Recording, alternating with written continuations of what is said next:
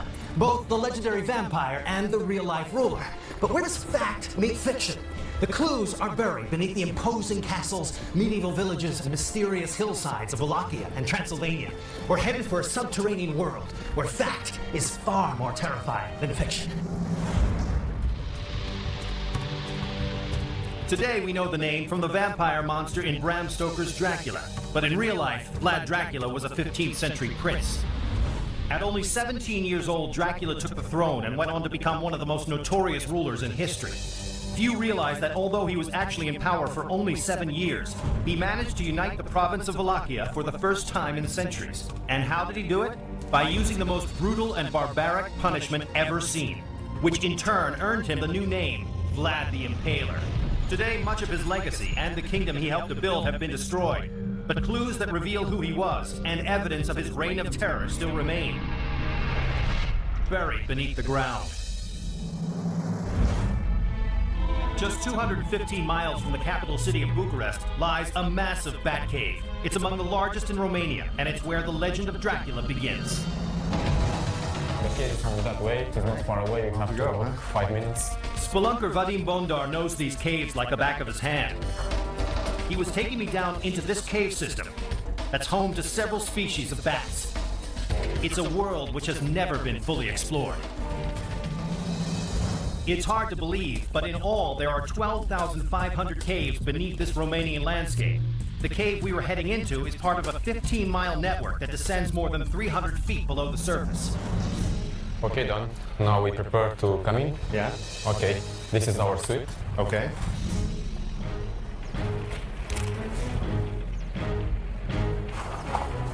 Yeah, it's okay. You have comfortable here? All right. Let's go. Okay, let's go. Okay, this is the gate. Observation here. A lamp, please. Down into this cave.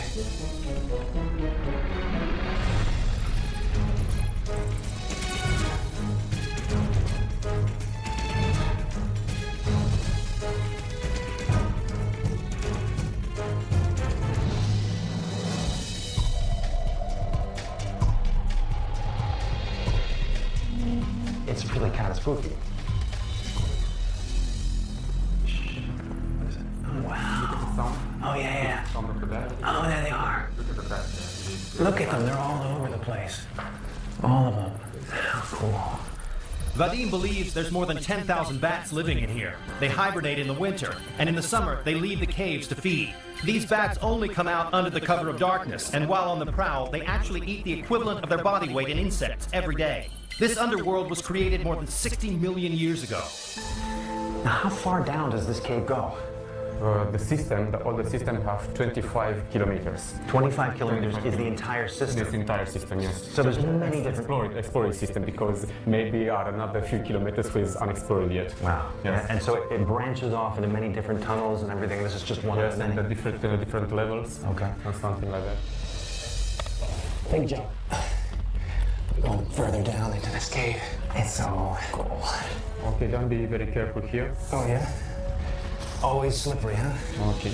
This massive cave we were exploring stretched down 4 levels. So the best way to get into it was to rappel. It's my favorite part of adventure. So we can't get there by the trail, so harnessing up. Professionally harnessed. These guys are good. It was a 120-foot drop that would lead to the deepest cavern in this system.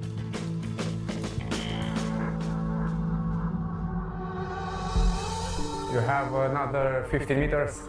This is the last level of that cave. Man, this is beautiful. Wow. Listen to the echo. Hello! Jesus, this place is big. You got a lot of caves, you got a lot of bats. Yes. It's kind of understandable how people could make a connection between Romania and vampires. Yeah? Yes. Yeah. Yeah, good. Yes.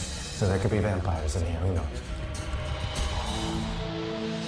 Why do you think Romania has such a reputation for mystery and legend? I mean, what gives the place that quality? In my opinion, the first reason is the Dracula. Right, the book. The book, yes. The book was written by Bram Stoker in 1897, over 400 years after Vlad Dracula died. And the setting for the book's famous Nosferatu is modern-day Romania, the landscape of which is filled with caves like the one I was exploring. So who was this real-life prince who in 7 short years left behind a legacy of terror? His story begins in 1431, when Vlad was born. It was the 15th century, an incredibly tumultuous and brutal time in the region. Dracula got his name from his father, who was a member of an elite society called the Order of the Dragon. It was an elusive fraternity founded by the Holy Roman Emperor in 1408. In Romanian, Dracul means dragon, so his father adopted that as his nickname. And Dracula literally means son of a dragon, or son of the devil. The Ottoman Empire and the Hungarian Empire were the major powers, and the province of Wallachia sat in the middle of the two. Arch enemies, the Hungarians and the Ottomans both used Wallachia as a pawn, and Vlad became a crucial piece in their game. When young Vlad was only 12, the Turks helped to get his father back onto the throne of Wallachia. But to repay them, Vlad's father had to send Vlad and his brother to the Turks as hostages. If their father tried to double-cross the Turks, the boys would likely have been killed. But the Hungarians were circling Wallachia, just waiting to attack. And to make matters worse, Vlad's father was hated by those he ruled. So in 1447, his subjects joined with the Hungarians and went in for the kill. Dracula's oldest brother was buried alive, and his father was assassinated by his own people. After his father's death, the Turks released Vlad with their own agenda. They appointed him officer of a Turkish army to help him avenge his father's murder and claim the throne. Just 17 years old, what Vlad Dracula was about to do is far more terrifying than fiction.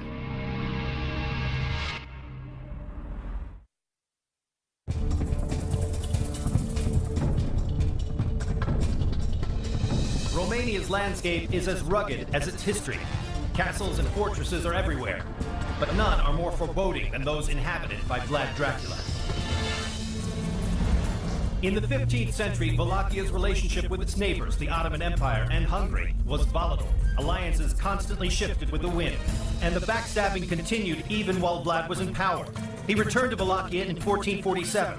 His reign of terror soon began, and for the next 30 years, the Wallachian throne changed hands several times. While the myth of Count Dracula is frightening, the story of the real man is downright terrifying. And it all started in Dragula'S. Prince Vlad Dracula returned home, his father assassinated, and his brother buried alive. He was surrounded by enemies, Ottomans in the south, the Hungarians in the west, and always assassins operated from within. To defend his title, he fortified his capital, Dragula'S, against attack, and plotted a revenge so bloody, so gruesome, that it would one day earn the young prince a new title, Vlad the Impaler. At the time, Dragula'S was the capital of Wallachia, which is now part of modern-day Romania, and was the site of Vlad Dracula's family fortress. Parts of the castle at Dragula'S still exist today. It's just a shell of what it once was. But what happened here would cement Dracula's grim legacy. And today, the evidence is 30 feet beneath the castle. Petru Virgil Diaconescu is an underground expert who could take me down into Vlad's secret world, and Ramona Niakshu came along to translate. Hi. We started at one of the most intact parts of the fortress, the tower. So this is Vlad's tower, huh? Yes. Man, it's beautiful. Before we went underground, Okay, we can climb if you wish. we needed to go up. Oh, yeah. Wow. Wow, this is it, huh? This is where Vlad Tepes stood, looking over his lands of Wallachia. Wow. Amazing. In 1462, 15 years after his return to Wallachia, alliances had changed again, and Vlad was against the Turks.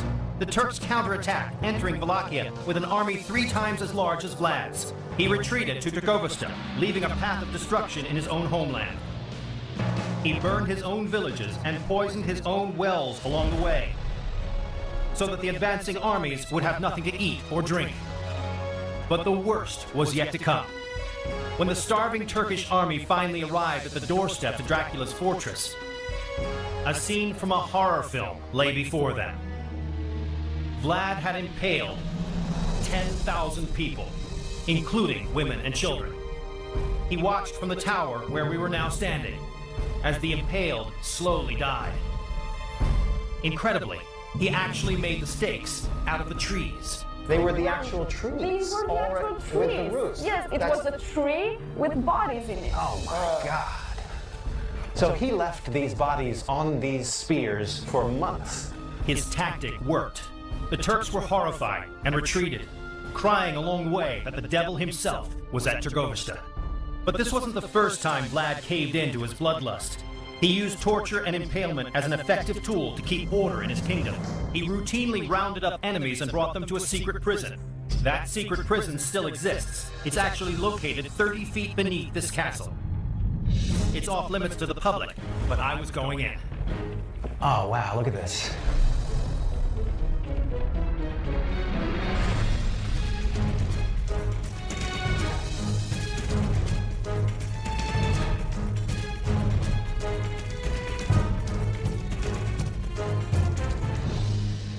So this is the actual prison cell for his prisoners. This is a prison cell, yes. Here were held until they were convicted. I see. But here we have two rooms, two identical rooms, yes. From here we are entering another room. Let me go in here. Yeah. Oh yeah, it's about the same size as the other one. This is Vlad the Impaler's jail cell. I don't think I would want to spend a day of my life imprisoned by Vlad the Impaler. Yeah, not a lot of room, but here it is. This is the original walls, right? Yeah. Original foundation. This is the original foundation. We are standing beneath the palace. We are underneath the palace Underneath here. the palace. The room I was in is thought to be one of the prison cells beneath Trgovista. It was part of a massive underground complex of dark dungeons and elaborate torture rooms. And 30 feet above this complex would have been Trgovista Castle itself. At its peak, the castle was an imposing and impressive structure, towering 88 feet into the sky. And the subterranean prison I was exploring was built to withstand the pressure from this massive castle up above. While the castle has crumbled today, thanks to the simple Roman arch, these dungeons have remained. The prisoners who were brought here knew what might be coming. They could be impaled on a stake alive and left to die. You know, it's one thing to hear about these guys, how vicious they were. It's a whole other thing to see where he kept his prisoners. It's creepy to be thinking about being down here by yourself in the dark, condemned to death. There's no way around it. It is a bizarre feeling. These dungeons, hidden deep below the castle, were strictly off limits to anyone except Vlad and the few he trusted. In fact, most had no idea these rooms even existed. Vlad didn't want any of the prisoners' relatives or friends to know where the dungeons were, in order to prevent rescue attempts. Prince Vlad kept the prisoners here until their trials were over. He was the judge at these trials, and for those who were found guilty, the end result was often impalement. They were held here for 2 or 3 days until the judgment was pronounced by the prince. Okay. And during this time they were interrogated and...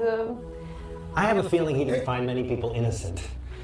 We don't know that. We don't have many documents that say Vlad Țepeș was an unfair man. He was a very just man. You could be in prison down here for anything from lying to stealing to infidelity. Vlad's goal was to keep a tight grip on order in his kingdom, and it worked. During his reign, crime and corruption were wiped out. That's why even today, many Romanians remember Vlad as a hero and not a murderous madman. Vlad punished these crimes by cutting off limbs, skinning, boiling, or roasting people alive. But impalement was his method of choice, and it was a slow death that could last days. The stake was usually oiled, and Vlad made sure the point wasn't too sharp, so the victim wouldn't die immediately. The stake was inserted into the victim, and their own weight would slowly send the stake through their body. But Vlad's victims didn't always know they were about to meet their deaths. He once invited the sick and poor to Trgovista for dinner. He then locked the doors of the hall and set the room on fire, essentially eradicating poverty in Wallachia at this very castle. But this underground prison was just the first of many strongholds Dracula built, both above ground and below. In 1457, Dracula built another fortress 40 miles northeast, even more imposing than the first. It was called Panare Fortress, and it was the next stop in Dracula's blood-soaked underworld. Oh, wow. Look at that. He was a guy who took it to extremes. Look at that. Right there on the hill. Amazing. It's a 1,500-step climb up the steep hillside just to get to the entrance. Oh, my God. Look at this. Oh, he could rule, he could command, he could do everything from up here. Man, on both sides. It's amazing. The Argesh River and the valley, and if any Turks come up that valley, man, you know it.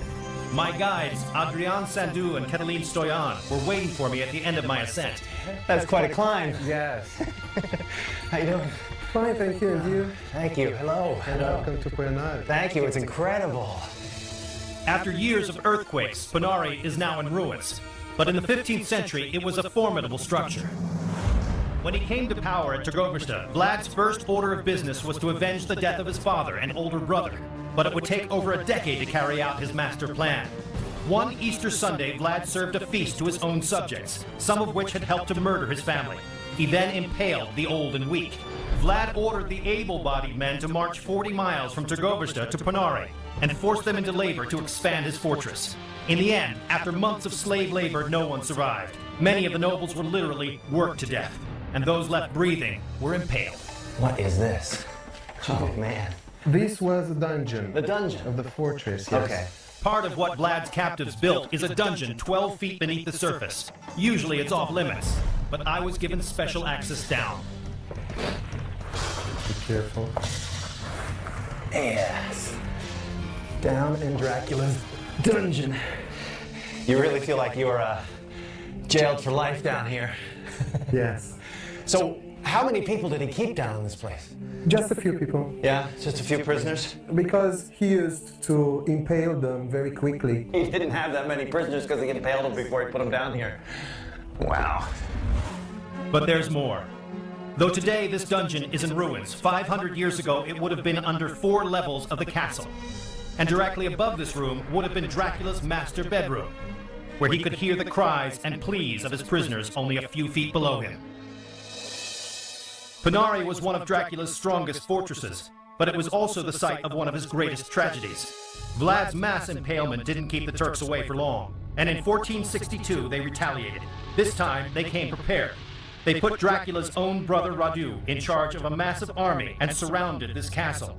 There seemed no way out for Dracula. His wife refused to be taken alive and threw herself off the tower to her death. But Dracula would not surrender. He vanished into the Romanian underground. According to legend, Vlad Dracula disappeared into escape tunnels carved into the side of the mountain, and with the help of local peasants, fled to a nearby province called Transylvania.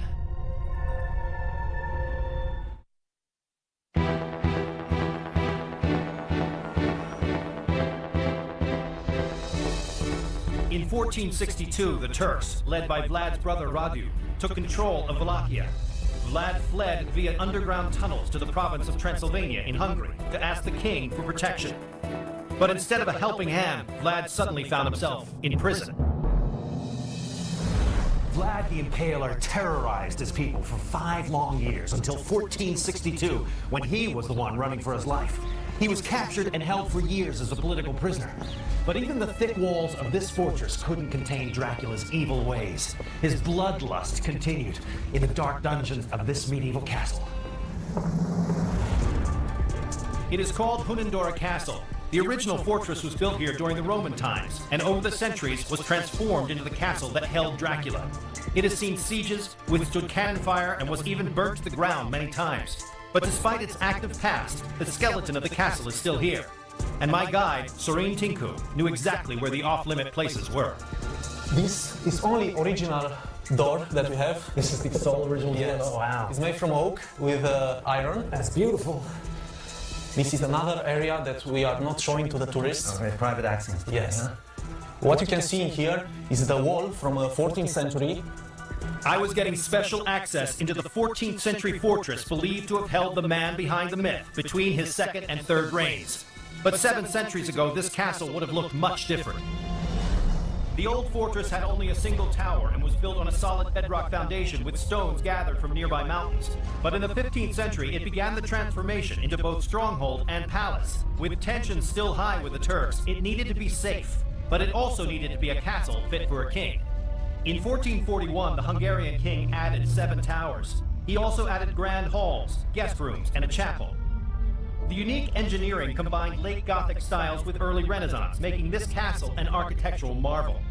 But that's not all. By building a castle on top of an existing fort, he created an interior and an underground. Sorin led me to these restricted passages deep below the castle. Hey, look at that. Wow, how cool. Oh, it keeps on going. This underground tunnel was quickly put to use to defend the castle in the brutal Middle Ages. During a siege, these subterranean spaces allowed the king to live comfortably up above, while his loyal army was down below, defending him. So this is where the battle is waged. Yes, yes. The gunfighters standing here with a gun hanging on this wall because it was very heavy. Well, we are now facing the first guns in the history, and this one is a hole for ventilation because it was a lot of smoke, and they could die in here. Yeah. This maze of military tunnels snaked all through the castle. Let me show you another part of that tunnel. But this palace's underground is an important part of Dracula's darker days. Let me show you the dungeon of the castle. The dungeon at Hunadora Castle is one of the few prisons to have ever held Vlad the Impaler. Wow. In here. Cool. This is the prison cell. Yes. Jesus, these were not nice places to be. Dark and dank, baby. I'm pretty cold. Wow. You just don't want to be held prisoner in a place like this. You know for sure. This prison cell was small and made of stone. There was no heat, and during the cold Transylvanian winters, the temperature could fall well below freezing. Vlad ended up in here as a result of the constant power struggle in the region. His brother Radu, who held the throne in Wallachia, was allied with the Turks, and Vlad's imprisonment secured Radu's place of power. Much like when he was a child, Vlad was still a valuable pawn. So when he came to the Hungarian king for help, he was imprisoned.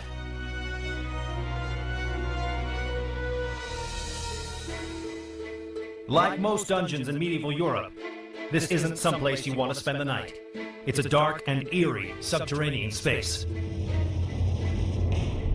Experts believe Dracula spent 12 years in prison here, and while confined to a cell, the former prince kept up with the impaling. He would stake spiders, roaches, and even mice. According to prison guards, he skewered the pests with slivers of wood peeled from the floorboards and displayed the impaled like trophies on his windowsill. Supposedly, Dracula was mesmerized after impaling his victims. They say he would fixate on their tiny death twitches until they finally stopped moving. In prison, Vlad remained the impaler, and outside, alliances shifted once again.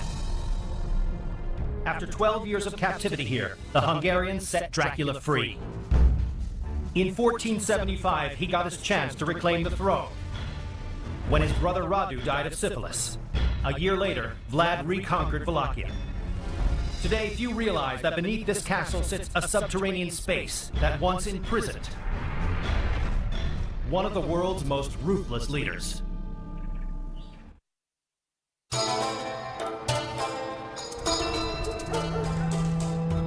Vlad's reign of terror wasn't the only treacherous period in Romania. During World War II, Romania found itself making and betraying alliances once again. In 1940, Romania joined sides with the Axis powers, supplying the Axis with oil, grain, and other industrial products to fuel the war machine. Because of this, Romania became a main target of the Allied forces. By 1944, Romania switched sides, and then it was the Luftwaffe targeting Romanian soil. But regardless of alliances, during World War II, bombs were a constant threat. The Romanians needed someplace safe to hide, and that place was underground.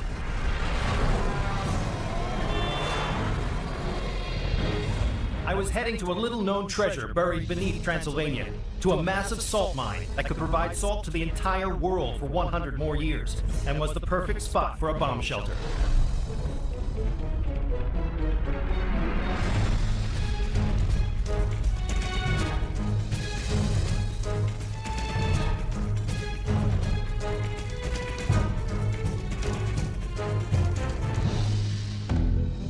This is a long and mysterious passageway, isn't Yes, it is. My guide, Don Mera, knew the salt mine story better than anyone and could easily navigate these immense dark tunnels. How long is this? 526 meters we will pass through this tunnel, and then we will enter the salt mine. So 1,500 feet, this is... Yes, it And is. how far below the ground are we? About, right now we are about 5 meters, and then we'll be 10, 15, and So most we're going- about 50 meters. 50 meters down.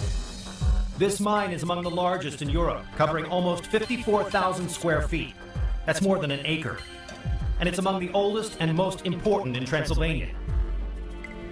The color is surprising of this. I mean, it's quite...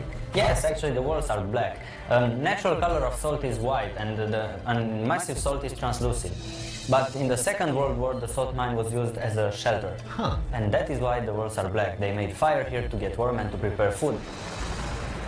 During World War II, Romania lost much of its land, and Vlad's former empire was essentially cut up into pieces.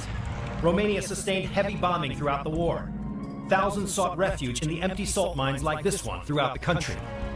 This empty cavity in particular was the perfect bunker. It was 150 feet below the surface and could sustain massive bombings, and its arch-supported ceilings ensured the shockwaves from bombs couldn't destroy it. When the war was over and people moved back to the surface, Romania was under communist rule. The Iron Curtain wouldn't be lifted until 1989. But the history of this salt mine goes back much further than World War II. In fact, this natural salt deposit is 13.5 million years old.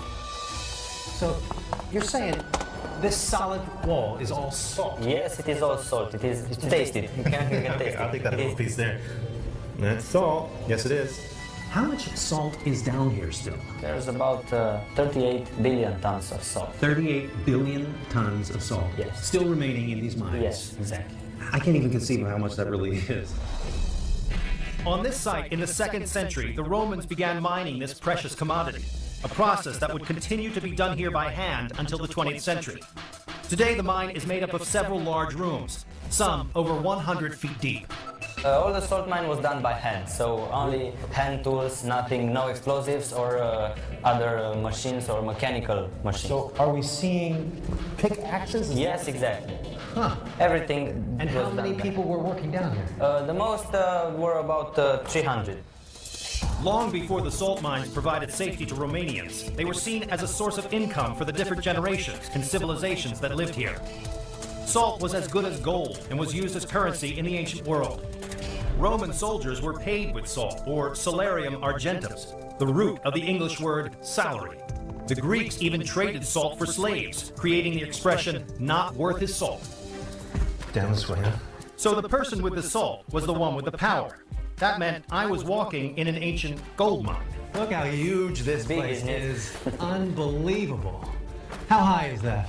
It is 40 meters. 40 meters, 120 feet. And if I was up there, what year would that have been? 1868. 1868, and we're standing where? 1932. So they did all that in about Yes, they did. 50 years. Amazing. When Vlad came to power, the abundant salt deposits of Transylvania were still being mined. Vlad Dracula also used the seemingly innocent commodity for more sinister actions. It is said that he would skin the feet of his prisoners, coat the wounds in salt, and let goats lick it off. Just another way to keep order in his volatile land. From the Romans paying their soldiers, to Vlad's use of salt for punishment, to saving lives in World War II, these salt mines have always been an important lifeblood in Romania.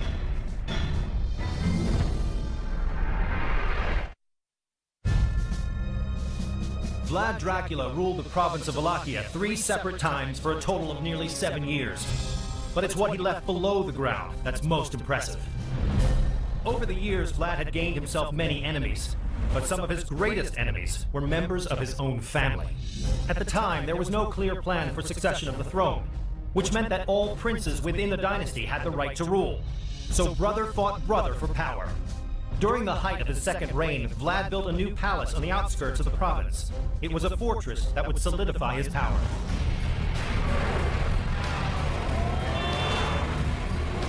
In 1459, Vlad turned a small fort in the remote town of Bucharest into a princely palace now called Curtea. He built a massive citadel and surrounded it with his loyal subjects and wealthy merchants, and Bucharest soon grew into a political and economic power. Unfortunately, like a lot of medieval buildings, the palace was ravaged by constant warfare and fires, and today much of Curtea is in ruins. But deep beneath the ground, a small piece of Vlad's grand palace still remains.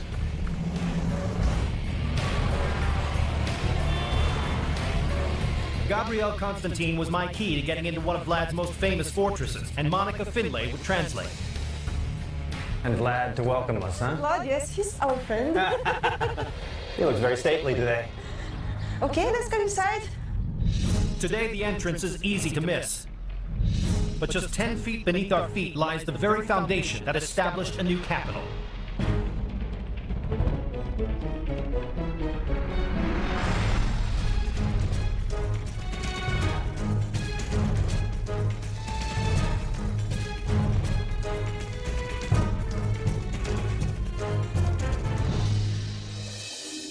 Oh, it's amazing. It's huge, huh? This subterranean space is all that remains of the fortress responsible for the development of modern-day Bucharest. Long before the bustling metropolis existed here, this area was a sleepy village of farmers and small merchants peddling their handicrafts. When Vlad arrived, he took an ordinary observation tower and transformed it into a 10,000-square-foot fortress complete with a royal residence and marketplace. But this was more than just a place for local farmers to sell their crops. It was where Vlad Dracula established his slave trade. Vlad allowed non-Christians, criminals, and captured Turks to be sold as slaves. And soon this area began to thrive. But little did they know that this boom in economic and cultural development would eventually light the spark for the founding of modern-day Romania's capital city. Traces of Vlad Dracula's original design still remain, if you know where to look. So I can see the wall, Yes, the original wall as well. there. Yes, it's Right. from that time. But this is different here. Yes. All right, so we have the different eras of construction. This being Vlad Tepes's fortress with the river stone and the mortar, and this is a newer construction, and that's much newer over there. For almost 2 centuries, Vlad's successors built their own extravagant castles right on top of the existing structure, essentially burying all that remained of Vlad Dracula's original design. Today, these passageways snake beneath the streets. But in Dracula's days, this would have been the ground floor of his palace and marketplace. To later rulers, it would have been the basement. They expanded Vlad's palace, creating a structure even larger than his 10,000-square-foot complex. It contained a private garden in the middle, and administration buildings and living quarters would have been directly above the rooms I was in.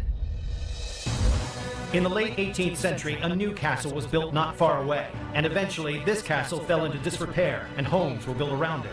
Until finally, during the communist era, buildings covered the entire area, effectively paving over Romania's dark past. Most have no idea that this piece of Dracula's life still exists. But if he had never built this retreat, Romania's capital city of Bucharest might never have been. Vlad Dracula built Curtea at the height of his power. But just a few short years later, his final reign would come to an end. But not even his death could bring an end to his legacy. Ask any Romanian where Vlad the Impaler is buried, and they'll tell you about a darkened church on a remote island, accessible only by boat. But like his life, Vlad's death is shrouded in mystery. Some say his skeletal remains were stolen. Others say he's buried near his treasure of gold, or in a tunnel that runs beneath the lake. Whatever the case, Vlad seems to have eluded his fate once again by going underground. In ancient myths, souls often have to cross a body of water to reach the afterlife, the underworld.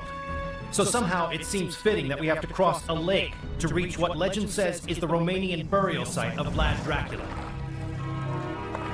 Approaching it, you wouldn't think that this deserted-looking island could be just 25 miles north of Bucharest.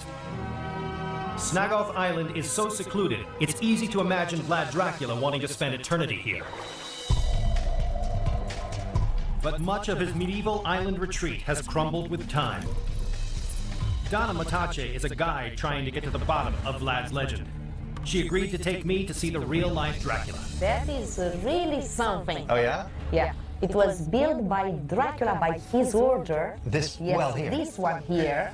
Yes. So it is from 15th century, middle of the 15th century. Yeah, there's water down here. There is, and it's very good. First of all, Dracula built a prison, and with the prisoners, he built this fountain. I see. Really, they dug with their hands. During the construction of this well, Dracula is rumored to have placed a bag of gold next to it as a symbol of his power. He claimed that as long as he lived, no one would touch the gold, and he was right. Legend says the gold remained there until the day he died. But the gold isn't here anymore. He Somebody died, took it. unfortunately. He's no more living, that's true. Yeah. But there's one structure on the island that has lasted through the years, an 11th century church, Vlad's chosen burial site.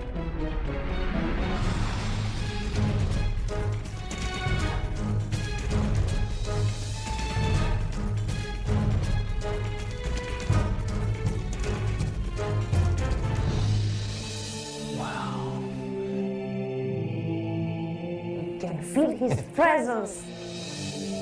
Oh, here we go. There he is. Look at him. Look at him, Hello, please. hello. Yes.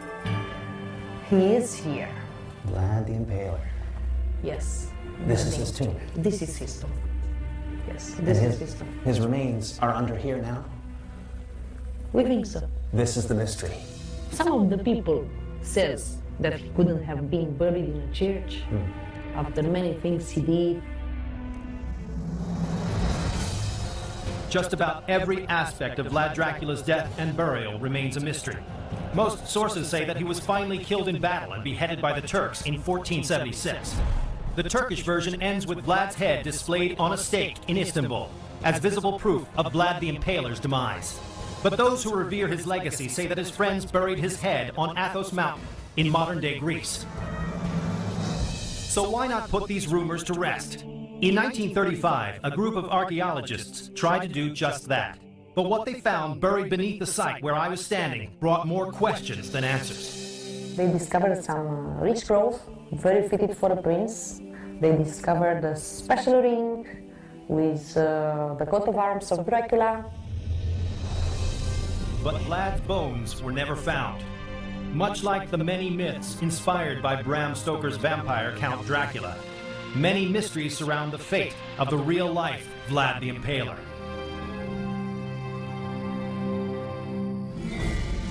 Today, Dracula's regions of Wallachia and Transylvania are part of modern-day Romania, and Vlad Dracula has left a lasting impression there. But his legacy goes well beyond the fortresses, churches, and even the capital city he helped create. Vlad ruled for a short span of nearly 7 years. Home of Dracula, both the legendary vampire and the real-life ruler. But where does fact meet fiction? The clues are buried beneath the imposing castles, medieval villages, and mysterious hillsides of Wallachia and Transylvania. We're headed for a subterranean world where fact is far more terrifying than fiction. Today we know the name from the vampire monster in Bram Stoker's Dracula, but in real life, Vlad Dracula was a 15th century prince. At only 17 years old, Dracula took the throne and went on to become one of the most notorious rulers in history. Few realize that although he was actually in power for only 7 years, he managed to unite the province of Wallachia for the first time in centuries. And how did he do it? By using the most brutal and barbaric punishment ever seen, which in turn earned him the new name, Vlad the Impaler. Today, much of his legacy and the kingdom he helped to build have been destroyed, but clues that reveal who he was and evidence of his reign of terror still remain, buried beneath the ground. Just 215 miles from the capital city of Bucharest lies a massive bat cave. It's among the largest in Romania, and it's where the legend of Dracula begins. The cave is from that way. It's not far away. You have to go, 5 minutes. Spelunker Vadim Bondar knows these caves like the back of his hand. He was taking me down into this cave system that's home to several species of bats. It's a world which has never been fully explored. It's hard to believe, but in all, there are 12,500 caves beneath this Romanian landscape. The cave we were heading into is part of a 15-mile network that descends more than 300 feet below the surface. Okay, done. Now we prepare to come in. Yeah. Okay, this is our suite. Okay.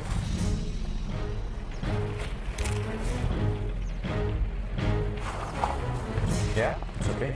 We have comfortable here. All right. Let's go. Okay, let's go. Okay, this is the gate. Observation here. The lamp, please. Down into this cave.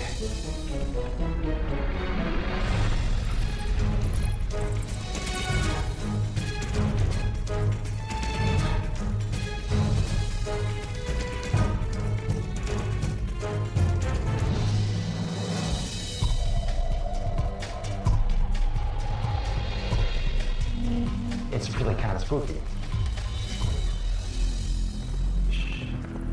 Oh, wow. Oh, yeah. Oh, there they are. Look at them. They're all over the place. All of them. How cool.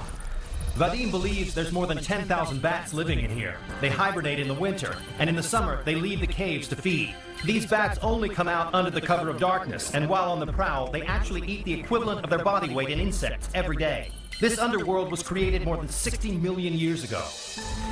Now, how far down does this cave go?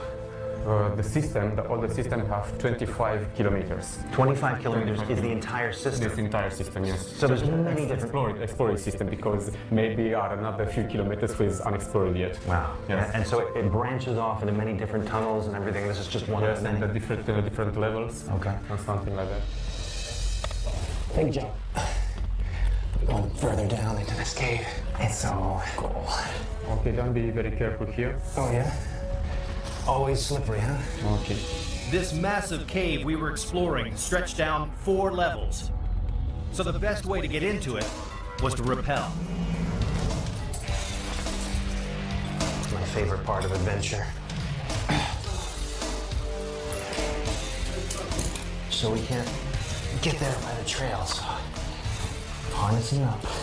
Professionally harnessed. These guys are good. It was a 120-foot drop that would lead to the deepest cavern in this system.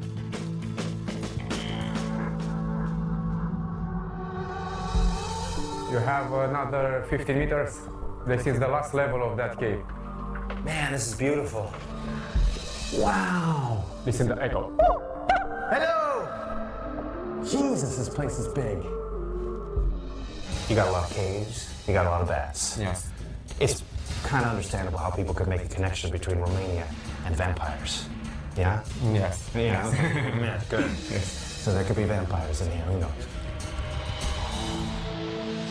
Why do you think Romania has such a reputation for mystery and legend? I mean, what gives the place that quality? In my opinion, the first reason is the Dracula. Right, the book. The book, yes. The book was written by Bram Stoker in 1897, over 400 years after Vlad Dracula died. And the setting for the book's famous Nosferatu is modern-day Romania, the landscape of which is filled with caves like the one I was exploring. So who was this real-life prince who in 7 short years left behind a legacy of terror? His story begins in 1431, when Vlad was born. It was the 15th century, an incredibly tumultuous and brutal time in the region.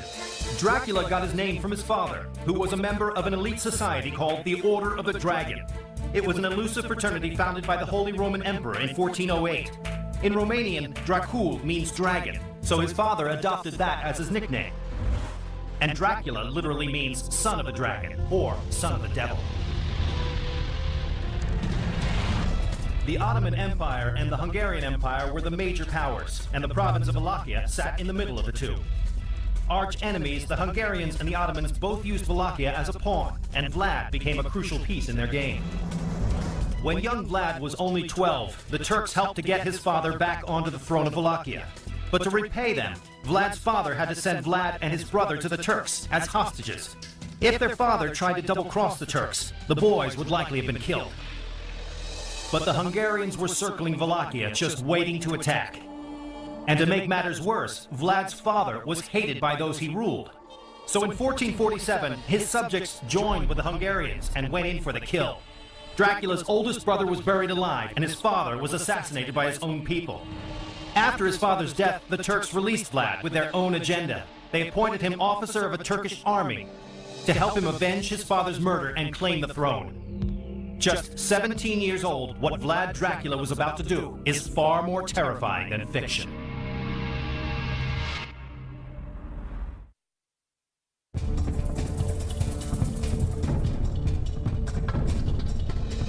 Romania's landscape is as rugged as its history.